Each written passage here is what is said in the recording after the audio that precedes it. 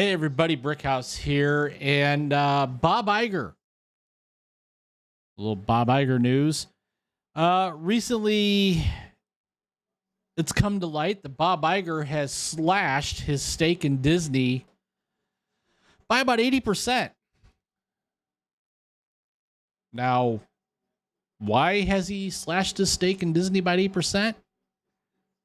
I don't know. Maybe he has some information that nobody else has since he's the CEO of the company and considered an insider. What's that say to his investors?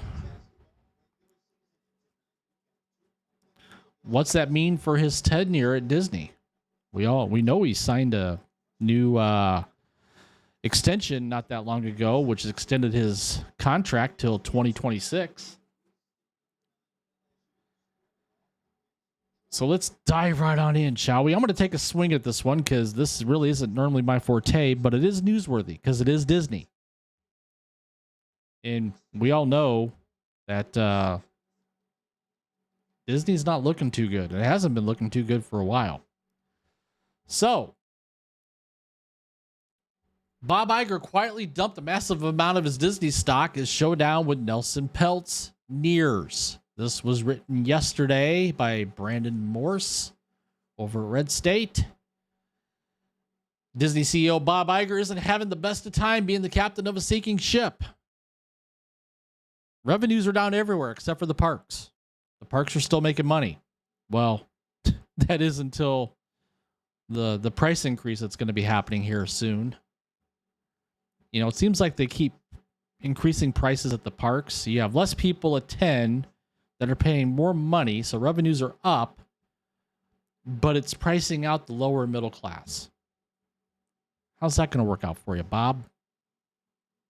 It's pretty clear that turning the once shining beacon of American ingenuity and entertainment into a cesspool of radical leftism and uninspired dreck has taken a toll on him.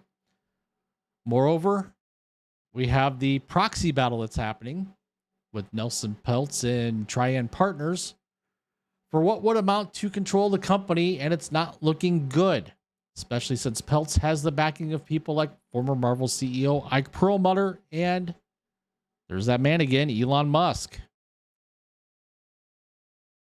Indications of troubles on the horizon come in many forms, but it would appear that Iger's faith in Disney isn't too hot either, as he's dumped 80% of his stock. Iger's been shedding Disney stock rapidly over the last year. That's according to InsideTheMagic.net. Now, during the earnings call, he made it sound like Disney was coming up roses. Everything was good. Nothing to see here. Well, we know better with the subscriber losses, the revenue losses for the streaming service, Disney Plus. We know better because the box office losses, which totaled somewhere in the neighborhood of $1 billion last year. It's not all rosy at the Mouse House. While Iger and his allies it's unclear if they'll have the means to convince stockholders to vote his way, especially given his abysmal handling of Disney and its constantly falling stock. Peltz's Trian Partners has a reputation for going into failing companies and turning them around, with Disney's name completely tarnished and its fall going unarrested. The case for new leadership could easily be made. No one is making this case better than Jay Rasulo, the former Disney CFO. Remember, Jay knows a lot about the inner workings of Disney. Who has taken aim at Iger and is one of the people Trian wants to put on Disney's board.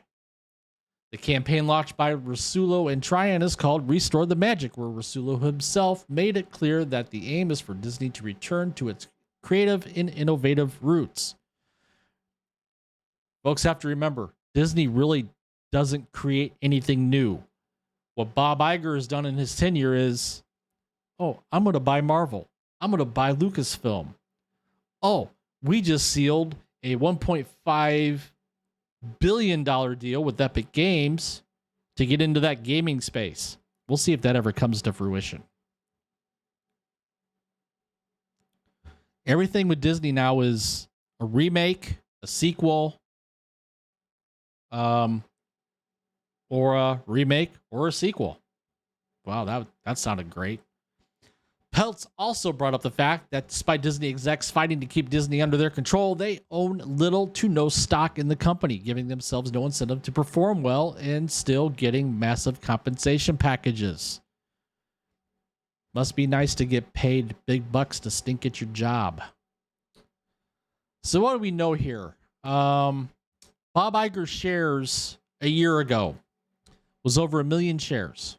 His shares today are just over 186, almost 187,000. So he has ditched nearly 82% of his shares. Why would he do that?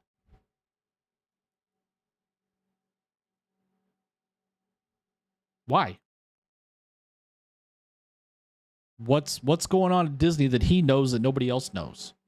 Or that maybe some of his other insiders know?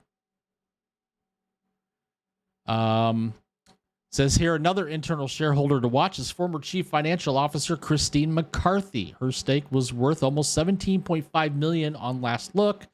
Executive Vice President Brent Woodford has a stake worth less than $3.3 million. Note that Woodford sold some of his shares this month and in December of last year. So, what do you guys make of this? What do you guys think? I mean, this is not really in my territory, but it makes you go, Comment down below with your thoughts, with your opinions. While you're at it, please take the time to smash that like button. Subscribe to the channel if you haven't already. Hit that notification bell so you don't miss one of my videos. And if you're new here, subscribe. Just saying. I might surprise you. And with that, that's all I have for right now. So, everybody have a wonderful Thursday, a wonderful February 29th, and I will see you later.